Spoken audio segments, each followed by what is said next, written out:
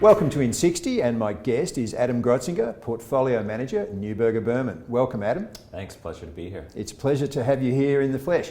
Adam, I'm going to ask you a series of short, sharp questions. We want short, sharp answers. You can pass. Your time starts now. Okay. Adam, has fixed income become fixed loss?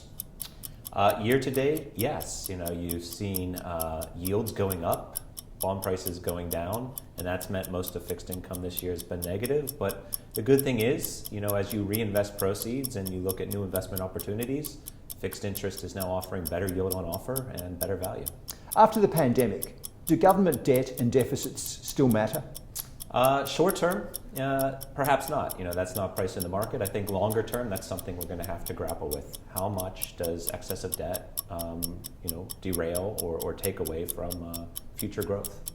Equity managers are often asked, what's most attractive at the moment, growth or value? Is the equivalent question to a bond manager credit or duration? Yeah, I think that would be fair. That's been the trade-off or the opportunity cost bond investors have had to think about. Is there better opportunity in government bonds and longer duration, or in credit instruments, which are generally shorter in life but bear credit risk? You went to the University of Vermont, Adam. The basketball team, the Catamounts, just made it back to March Madness for the first time in 8 years. What is a catamount? Yeah, it's a mountain lion.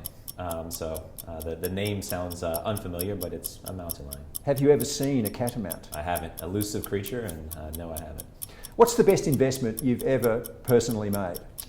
I'd say investment in education. I think that's been important, and investment in the companies I've worked with and in the funds I've been involved in managing. And the worst?